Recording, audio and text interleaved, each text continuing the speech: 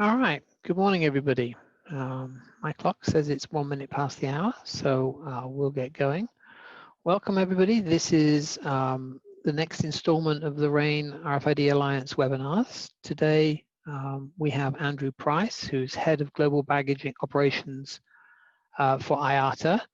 He is going to speak about restarting aviation with RAIN RFID. Before we get going, I have a few housekeeping things to cover.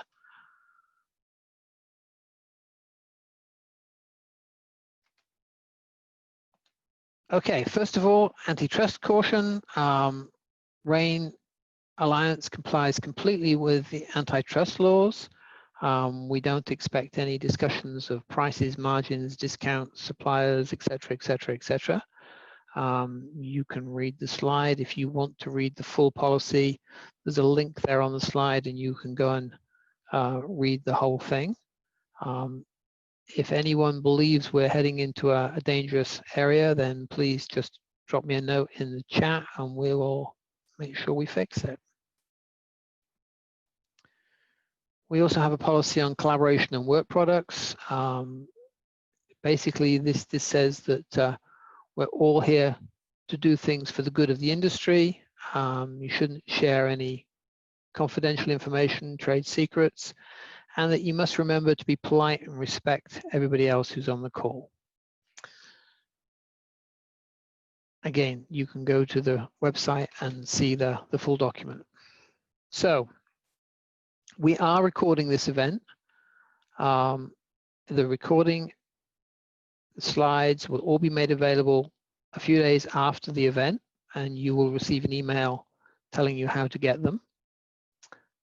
If you've got questions for Andrew, please post them in the Q&A section. At the bottom of your screen, you should see a button that says Q&A. Please post them there.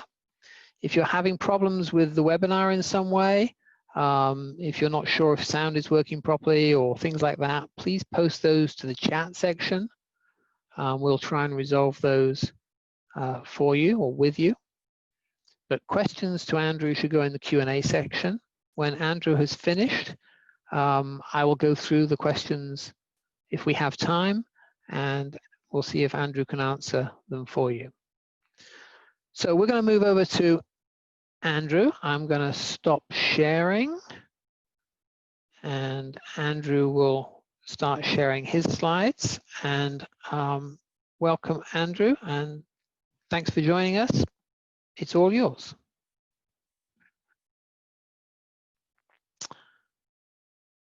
And you're muted, Andrew. Yep, I've just unmuted. Thank you, Steve. Hello, everybody. Please forgive any foibles during the webinar. I'm not very familiar with this platform, but I'd like to start off by saying thank you ever so much to Steve for allowing me to speak and for asking me to take part in this series of webinars that are being done. I hope that what I'm about to present to you is informative. I hope that you are full of questions because I aim to speak for about 30 minutes, at the end of which, if there are no questions, it's going to be an early finish. So some of you might not be aware of who IATA are.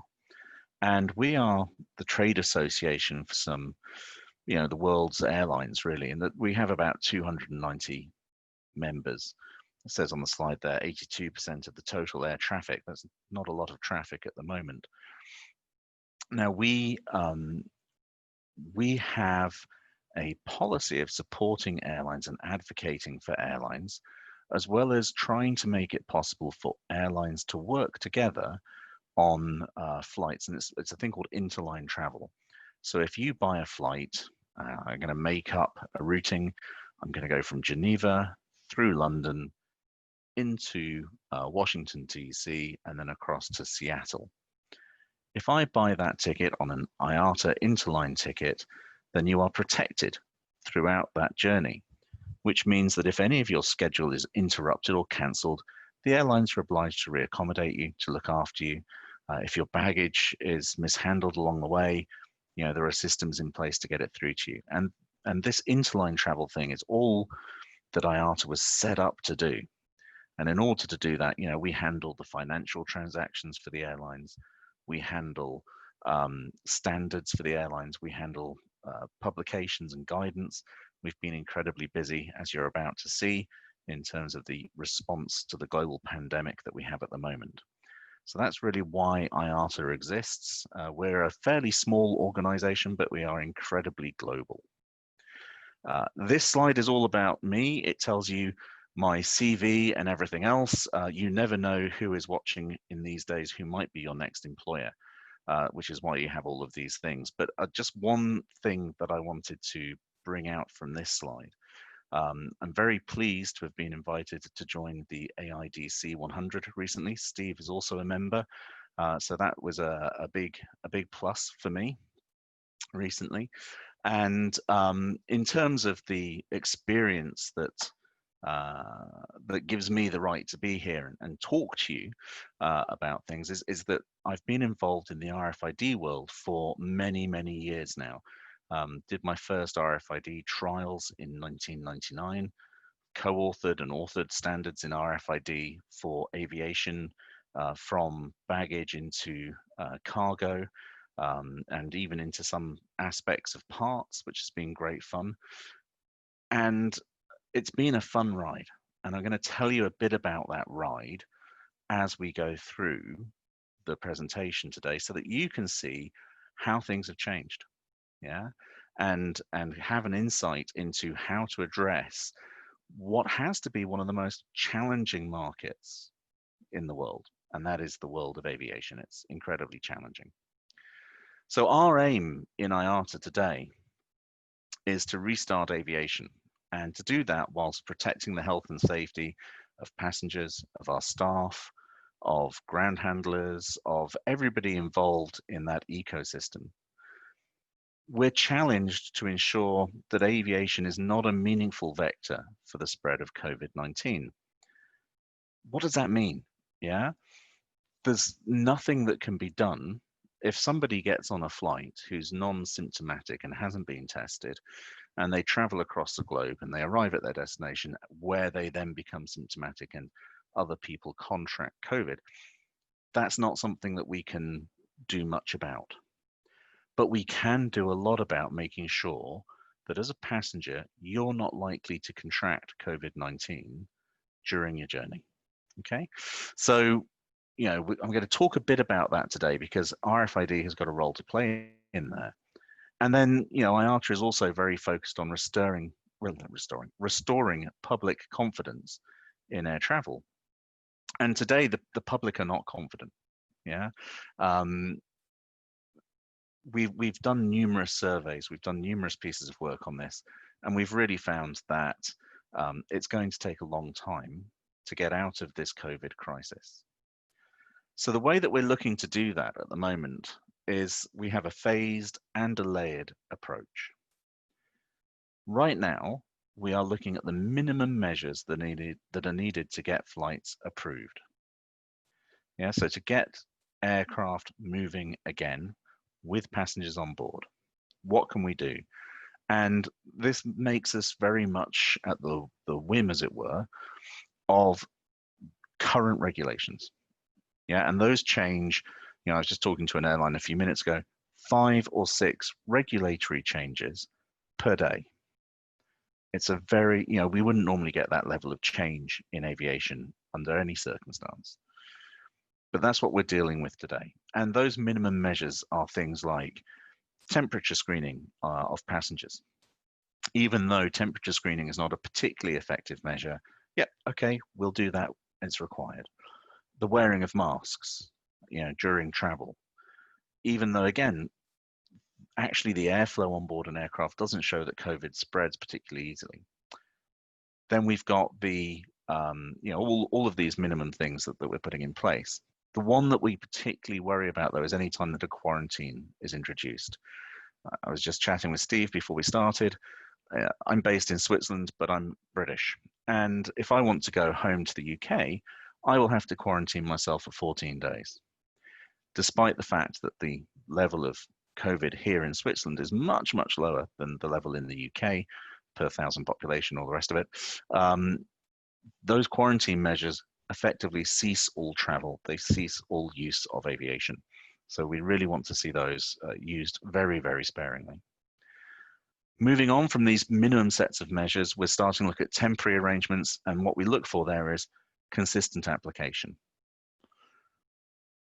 Where we see problems are where different states, different people, different groups introduce different methods for collecting the same information.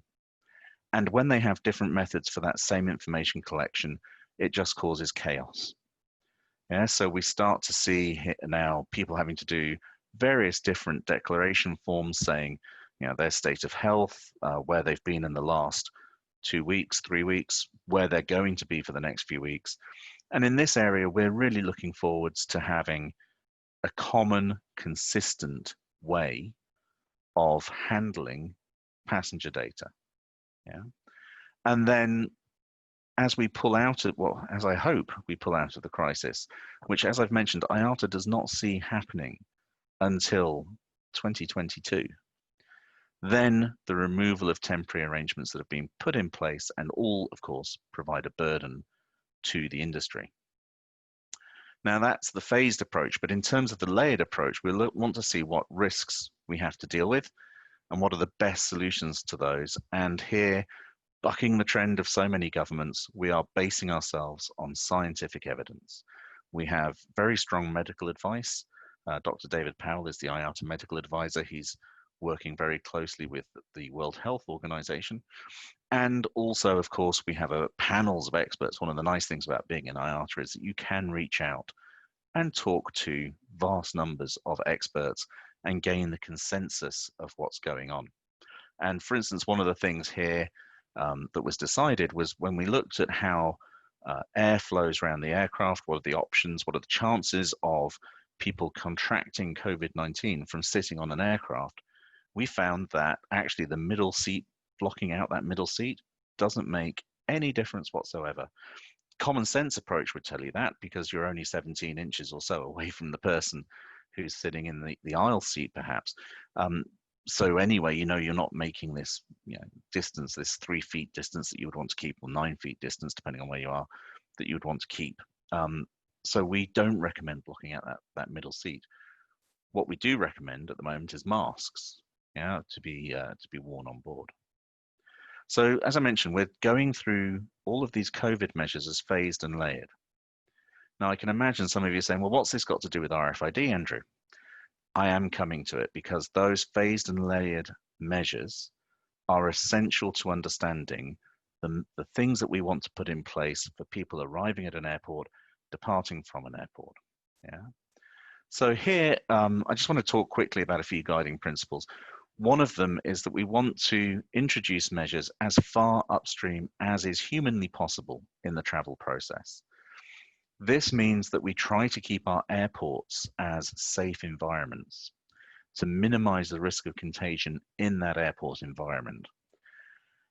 We do that by ensuring that passengers arrive at the airport ready to go. They should be checked in, they should have their bag tags already, they should have the whole plethora of things that are available to allow them to proceed through the airport safely. That includes, as I mentioned, bags turning up already cleared, already safe to travel, already tagged, already knowing where they're going, so that we can have as touch-free a process as possible. Now, then we look at things like collaboration between governments and industry. We haven't seen fantastic collaboration in the area of pre-preparation for travel. We've seen amazing support from governments in terms of financial measures. We've seen amazing support in terms of slot waivers and being able to guard slots so that people can start a new flight schedule with some certainty. But when it comes to common measures being applied to people arriving in a country, we haven't seen that so much yet. There is something called the ICAO's takeoff cart guidelines. IATA contributed to those in some considerable detail. If you go to IATA.org and click on the COVID pages, you can find the roadmaps to be implemented globally. Now, the next clear thing is that we should only have these measures in place as long as it's possible. Yeah, as long as they're required. and there should be a clear exit strategy. When do we not need them? So for instance, if I'm going to go to an airport and I'm going to install my RFID reader infrastructure, what would I need to do today to be allowed into the airport and to be allowed airside in order to do that?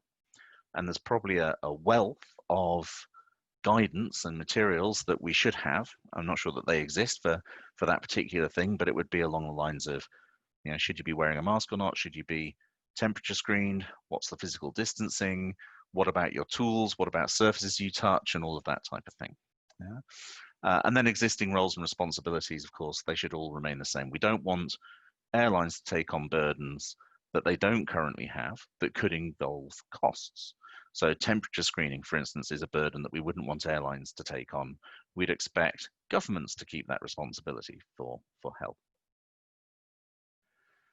Now, I've mentioned that we have these multi-layered approaches. So pre-flight here, we would expect the passenger to be able to do all the things that they need to do in order to declare themselves as traveling. If I wanted to travel today from Geneva to Hong Kong, we have a wonderful tool online, which is Thematic, where I can put in all of my flight details, what my current nationality is, where my passport is from, where I live in terms of the country, and that Thematic system will come back and tell me what I need to know about traveling to Hong Kong. I haven't done that, so I don't know exactly what the rules are at the moment, but at least I would then have the guidance that, oh yes, you know, I'm making this up, don't use it as gospel. You need to declare your residence when you get there. You need to self-isolate for 14 days. You need a return ticket. You need, some places, you need a certain amount of cash to be able to demonstrate that you can support yourself during the 14 days quarantine. So pre-flight, people can check things like Thematic. Then we come to some of the more interesting areas for RFID, and that's check-in. When the passenger checks in, you're all familiar with using your mobile phone to check in for a flight and getting your boarding pass, getting your seat allocated and so forth. But you might not be so familiar with the things that we can do for your bag at that point. Now, there are wonderful solutions in this space and not so wonderful solutions. One of the wonderful solutions is reusable RFID. And I'm going to touch on this a few times because that is the lifeline that the industry really should have. It's not something the industry has today, but just for a moment imagine that the industry had adopted reusable RFID way back when we talked about it in 1999. In such a world, the passenger would probably already have their reusable RFID tag attached to their bags. We would be able to register that tag to the travel profile using the airline app. Then the passenger would just go to the airport, drop their bag at the baggage drop, and continue on their way. Of course, anybody from Australia knows Qantas have been capable of this with the Q tag for some time. Wonderful, wonderful solution. Yes, operationally challenged. Yes, not internationally developed. But the reason for that is a lack of imagination, to be quite honest, by the industry. We should have got that. So at check-in, the wonderful solution, reusable RFID, might be still a little bit vaporware in terms of reality for the next couple of years. But stepping back from there, we have the electronic baggage tag. And electronic baggage tags are wonderful things that show your travel itinerary on a bistatic display. And then they also have an RFID inlay in them, which will respond and show your travel information as well. So that will work nicely. Then we move into the not so wonderful areas, mainly due to legislation concerns. Home printed baggage tags suffer from the fact that not everybody's got a printer, although homeschooling, lots of people went out and bought printers. But if you haven't got a printer, difficult to do that from home. You still need a holder, which you generally get from the airport. And you know, there's some regulatory concerns in Europe for those. Then we imagine the person's going to get to the airport. Great, they're going to arrive at the airport. We want a touch-free process. There should be no touching of screens. There should be no grabbing hold of handheld scanners. It should be a simple touch-free. And whenever anybody says touch-free, I really hope that everybody starts thinking RFID, because RFID is the touch-free guru. I'm not going to go into so much about the airport processes like immigration and boarding and so forth, or the in-flight things. IATA's run webinars on those. You can download them from the IATA website. But I will touch on the arrival airport and the things that are going to happen there. When you arrive, you are often faced with a number of challenges. One will be whatever the medical requirements are when you get off the plane. Maybe you're going to be temperature screened again. Anyone who's traveled in Asia will be familiar with that. It's a very simple walkthrough process generally. But when we come to the arrivals carousel, we have a new challenge. And that is that people are going to group up from multiple destinations to collect their bags. And so the number one piece of guidance is, please don't group up, have one origin per reclaim if you can. The second one, when we get into a little bit more depth on this, is to be able to say to a passenger, your bag's now on the reclaim, come and get it. So that that passenger can can look after their own physical distances whilst they wait for their bag to be delivered, and only go into the reclaim carousel area when they know their bag is there. And again, I hope everybody is thinking RFID as soon as I talk about that, because that is a golden opportunity for having an RFID tag that can be read to say, yes, this bag is now on that reclaim. Border and customs I don't need to go into so much. And transit operations are another challenge. Transit is when you get off the aircraft and get on another one.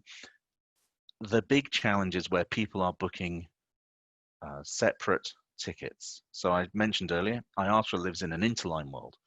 Now, if I was making that journey, Geneva, London, Washington, Seattle, on separate tickets, then trouble, any delay, any problem in any of those sectors would cause my subsequent flight to leave without me, and I'd have no protection.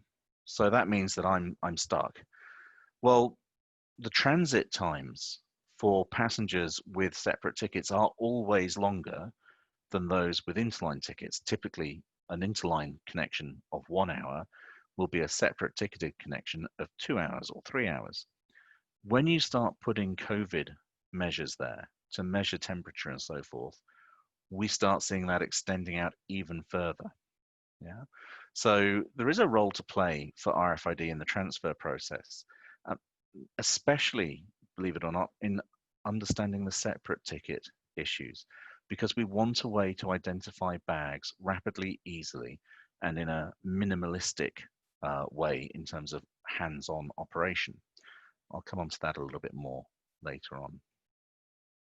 So this slide is all about telling you just how bad things are, because we are immersed in how bad things are here in IATA. We're very familiar with it, but a lot of people don't actually follow exactly how things are. Business is down 91.3%. That's massive. That's just huge. And that's May this year. Yeah. What do you think the impact of that type of thing is? I mean, basically, you've still got staff costs, you've still got aircraft costs, you've still got parking costs quite often. Those aren't going anywhere.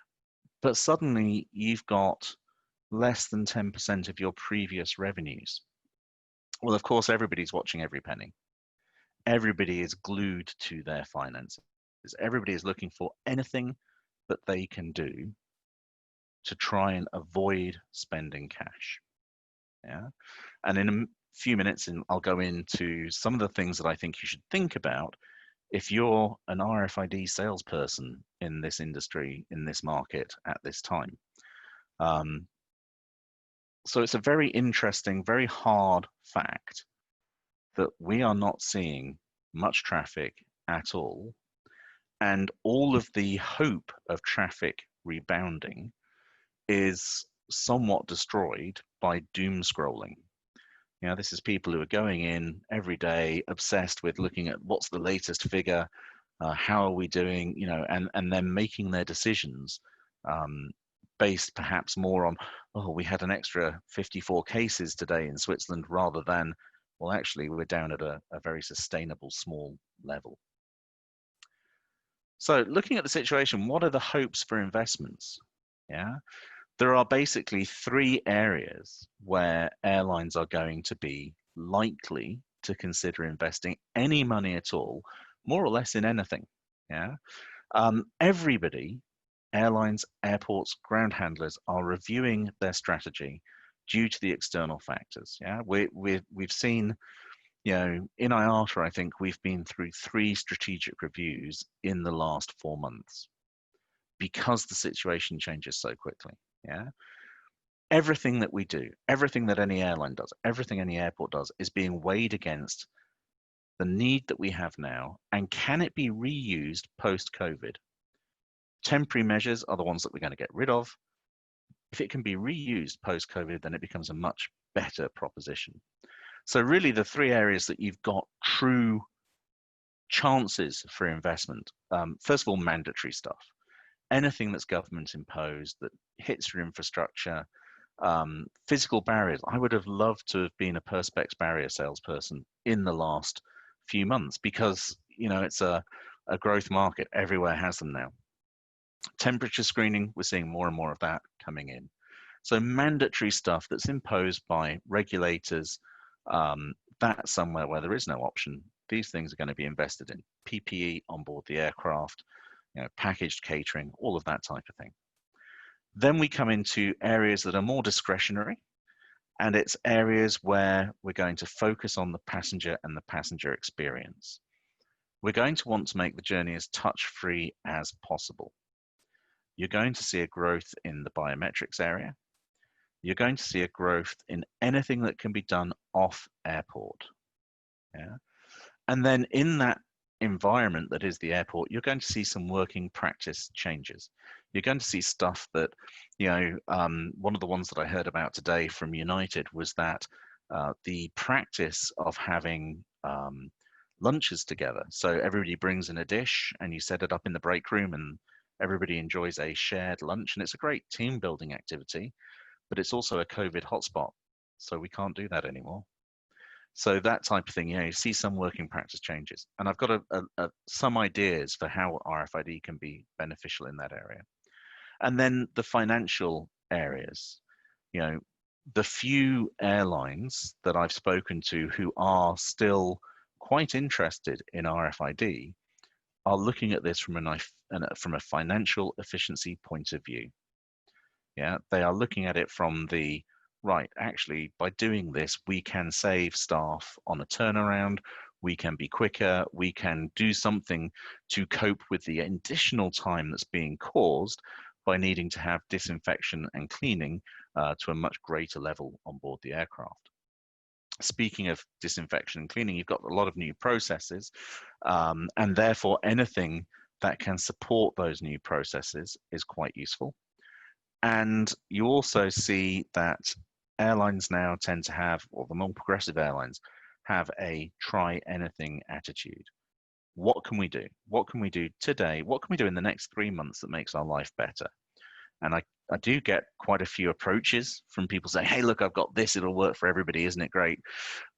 But actually, we need to get into details. I wouldn't look at a global solution today.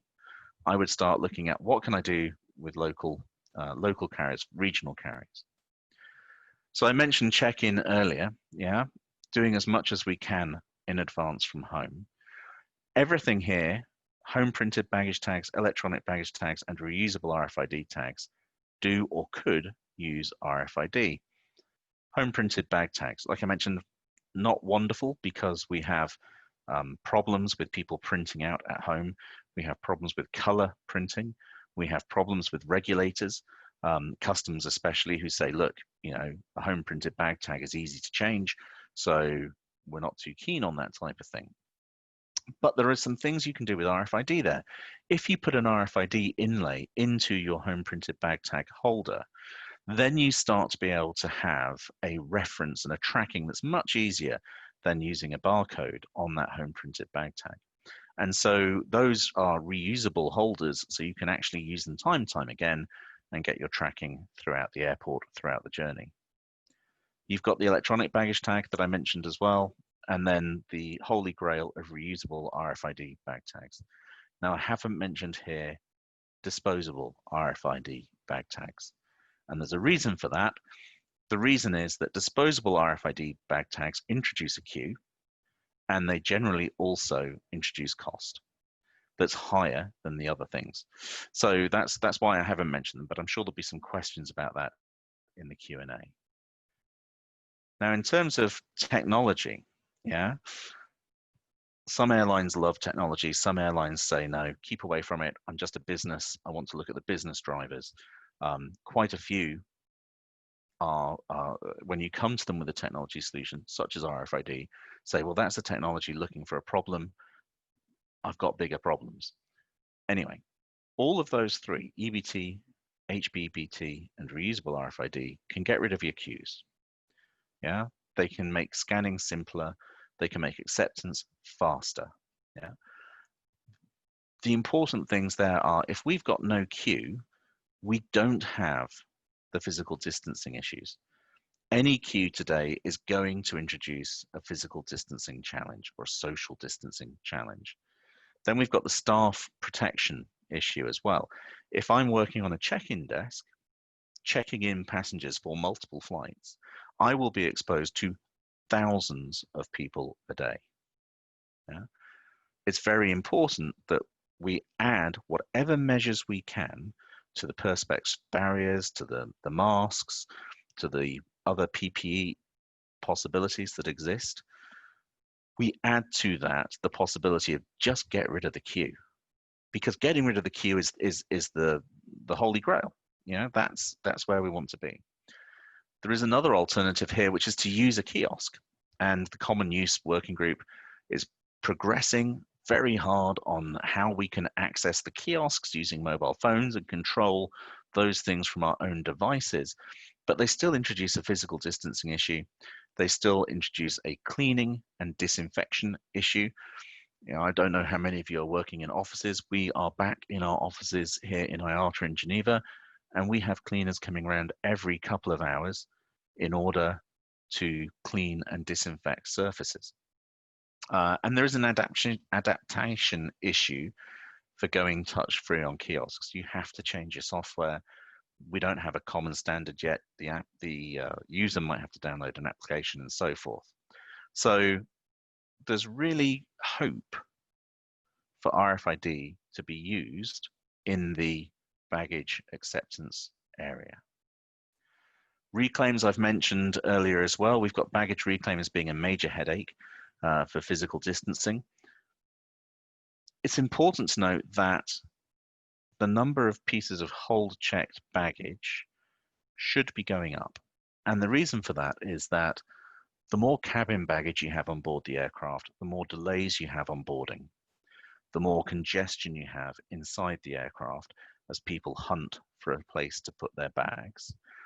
And that congestion and delay means people circulate more.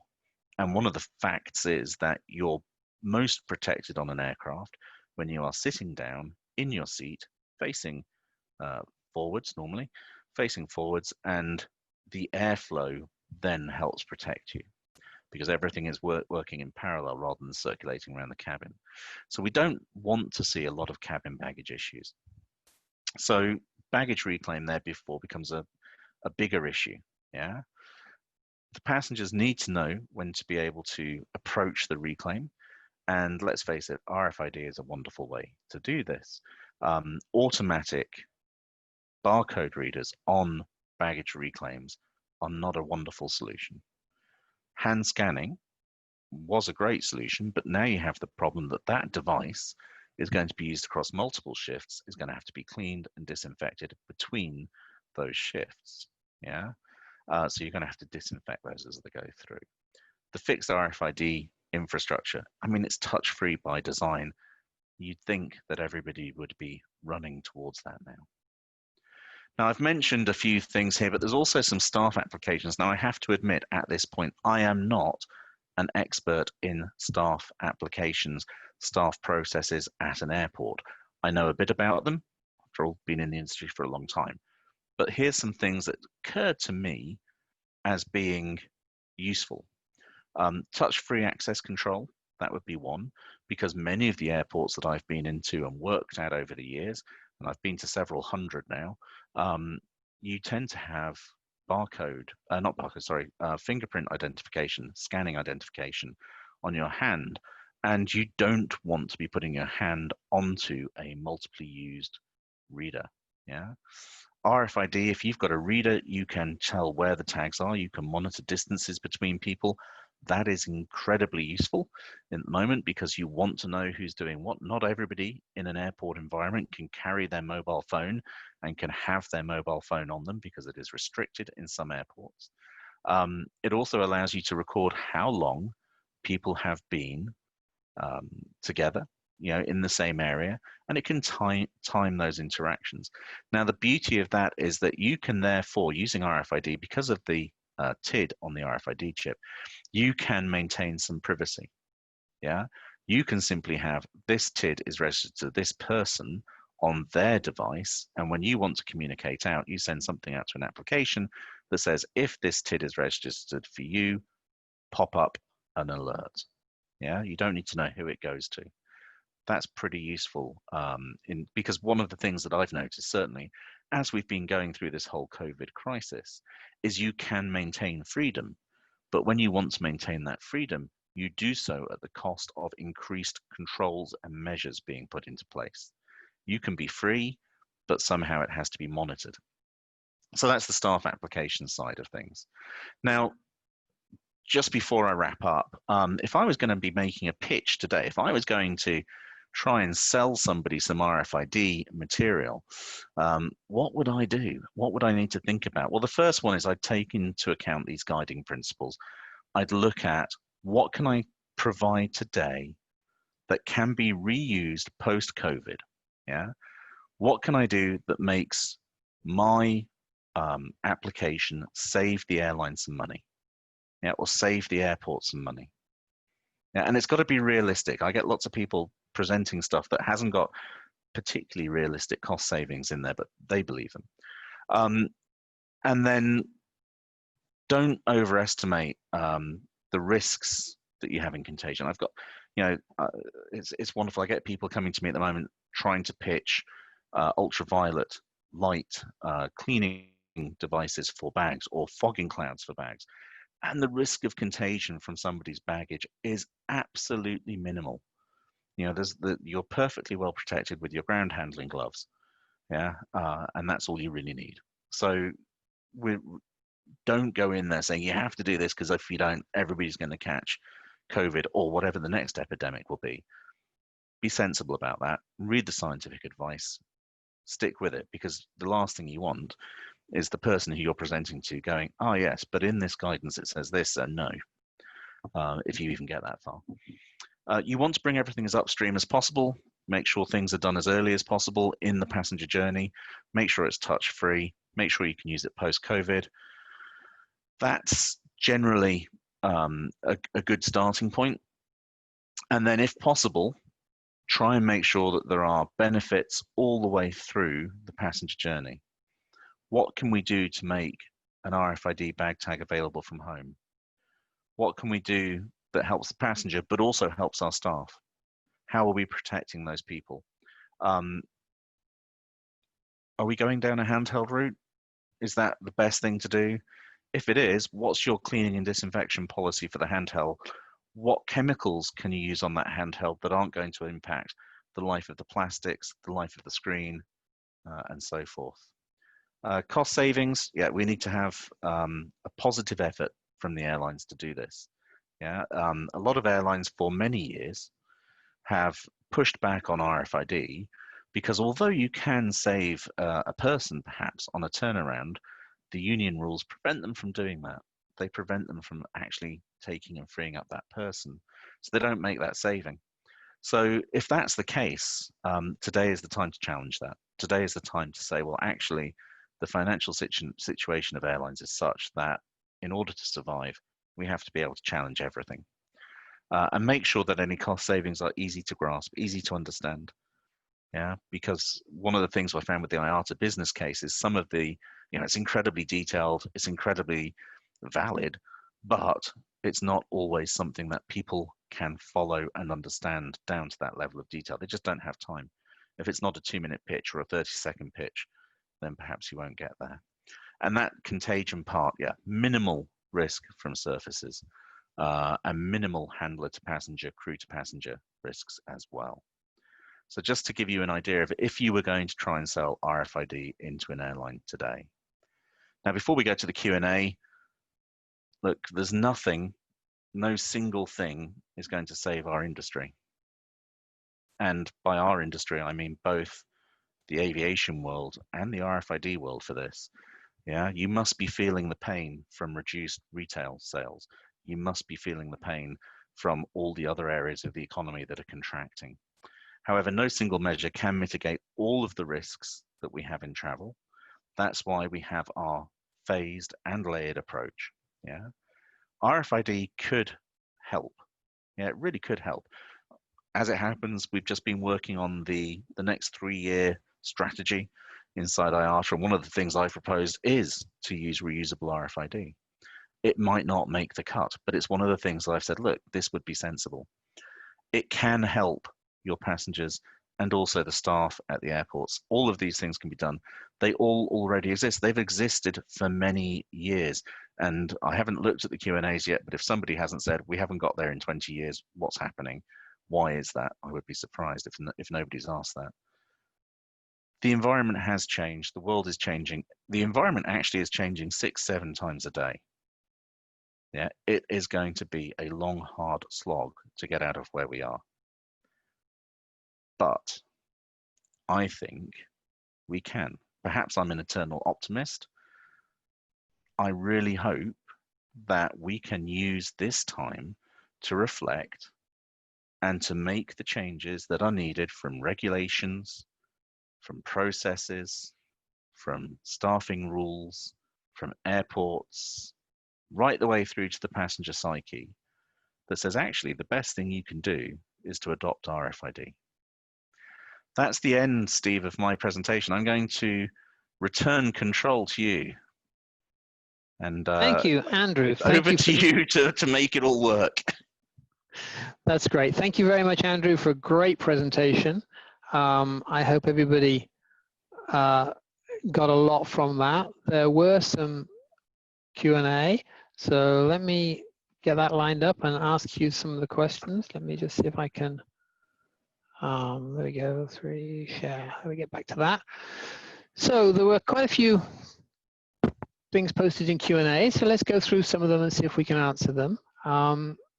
So the first one was, it's great to hear that IATA is looking at global measures to address traveling during COVID. However, how do you deal with airlines that are non-members or typically local authorities who are not usually collaborating with IATA on a regular basis? That's a really, really good question. The funny thing about IATA is that, yes, we work for our 290 members, but actually everything that we have is available to everybody. Just the price of that advice changes. And when you look at what we've done for this COVID material, IATA's got a lot of free guidance available, and it is free. Just go to the IATA.org website and click on COVID-19, and you will get access to it all. But not only that, where we've been able to, we have inputted into positions from ICAO, from the World Health Organization. You know, at the state level, one of my colleagues has very, very senior politicians' telephone numbers on his mobile because he's talking to them so often. And we try to engage globally, and we actually monitor globally what those responses are. So if we see, you know, a country that hasn't particularly adopted things, we will probably have a member of staff there. We've got presence in 73 countries. We will probably send somebody, you know, phone them up, talk to them, find out what the issues are, convince them, advocate to them. And so we do that. Now, in terms of our airlines that are non-members of IATA, they can get the free advice. They can go to our COVID page. They are more than welcome. They are more than welcome to get in touch with the IATA staff, who will be happy to speak to them and to guide them where we can. And of course, it's not just airlines. we've got airports and we've got ground handlers and the whole aviation community.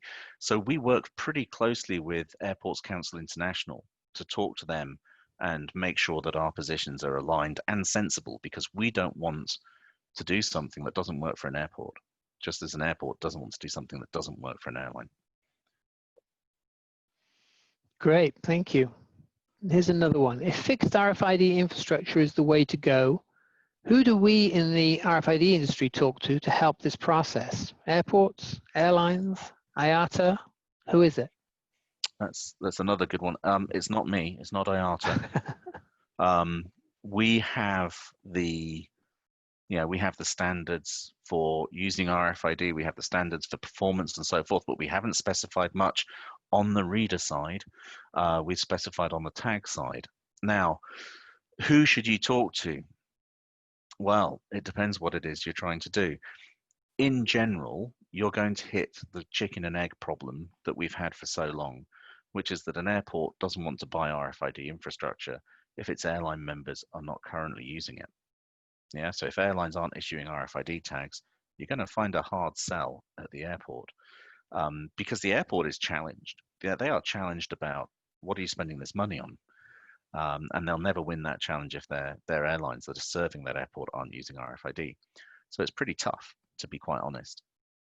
I would say that you probably want to have a fairly broad marketing campaign that goes beyond those areas and talks about the benefits of a fixed infrastructure versus a mobile infrastructure at this current time in the pandemic.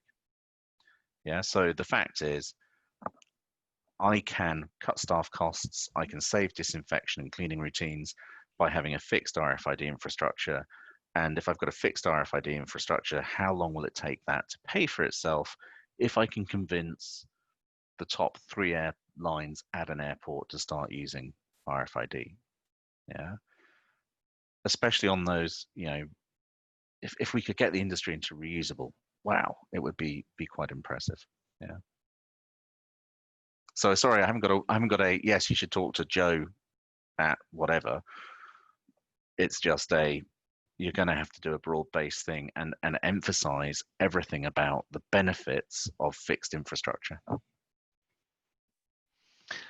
Okay, and I'm guessing that if the cost of infrastructure really is still a big issue for almost everybody, whether it's airlines, airports, whoever, and it's not always one or the other that's responsible for that infrastructure. Is that right?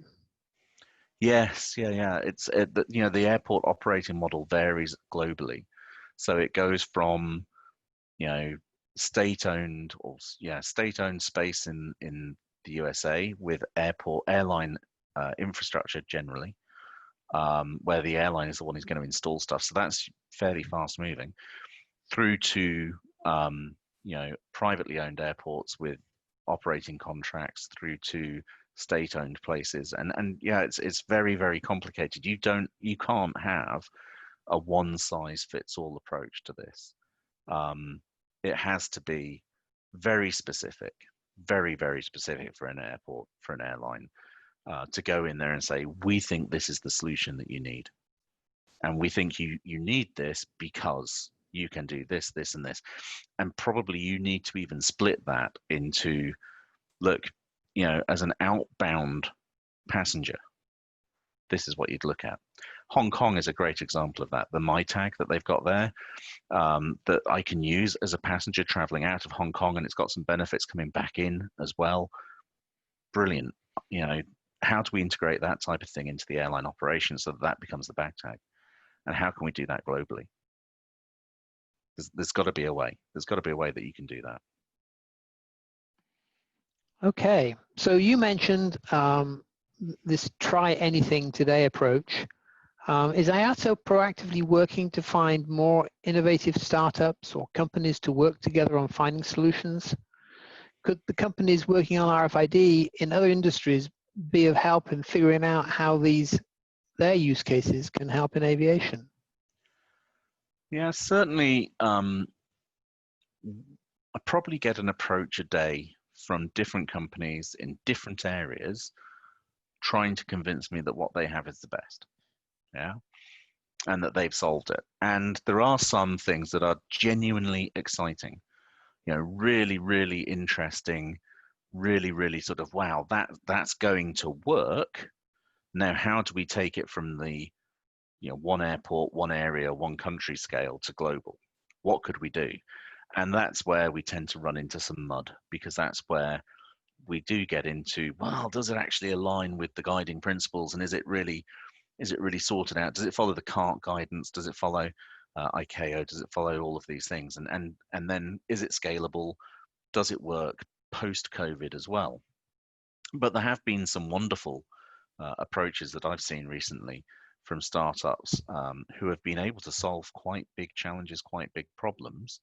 And this is in the areas of off-airport baggage acceptance, the areas of controlling a self-service machine from your portable, and really separating out the functions of the CUS. Well, it's not a CUS kiosk anymore, but a queues kiosk. Being able to do different things. Yeah, there's lots of things there, lots of things that could be done. Yeah, and actually anybody who's got good ideas, my email address was on the first slide. It'll be on the handouts. Feel free, get in touch. I'll set up a Zoom session with you for an hour to talk about your ideas and to say if I think it's brilliant or not. You don't have to listen to me. I'm not a dragon from the Dragon's Den, and IATA doesn't invest in anything, but I might be able to make some good connections for you. So, happy to try and help out. Just remember, there's only 2 people in my team. Now, that's the effect of COVID. There's 2 people trying to get all of this done. Okay, questions flowing in here on a reusable RFID holder. So, bunch of questions that you can probably answer all in one session here. So, who would standardize a reusable RFID holder? Is it IATA? Do we really need a standard? Gert says he has a Qantas Q tag, a BA electronic bag tag with embedded RFID, and is looking at getting a Hong Kong Q tag.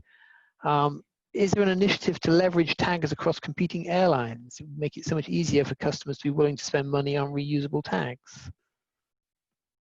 Yeah, so the standards that exist for the home printed bag tag, which is Q tag, the Hong Kong My Tag is actually, I think, probably proprietary, but I'm not sure.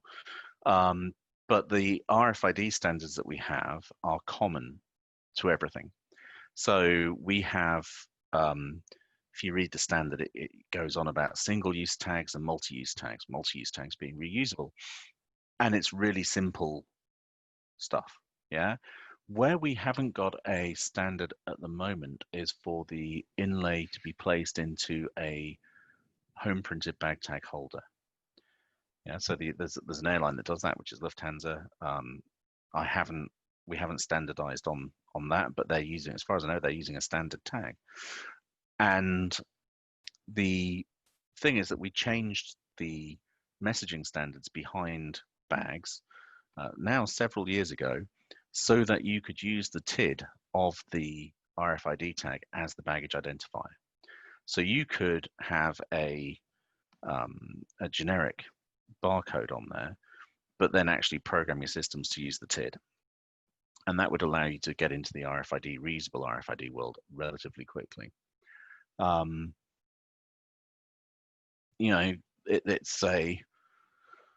It's a standard way of doing things. So yes, everybody's got these different products that are out there, but those different products are different because of marketing, not because of technology. So does that mean that in theory, the different products could be used across the different airlines if we were able to bring the airlines together to talk about it? I don't think I can comment for them, to be quite honest. I don't know the tags well enough.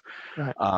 I do know that, for instance, the BA tag is actually based on a view tag, which is one of the EBT companies based out of the USA, and that view tag is also available in a generic form. So, but there will be something in the BA app probably that says, is it a BA tag rather than a generic view tag or a Remova tag, or not that there's many of those about now, but a Remova tag or a bag tag.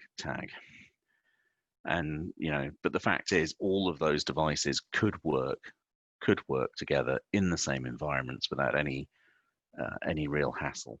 They really could.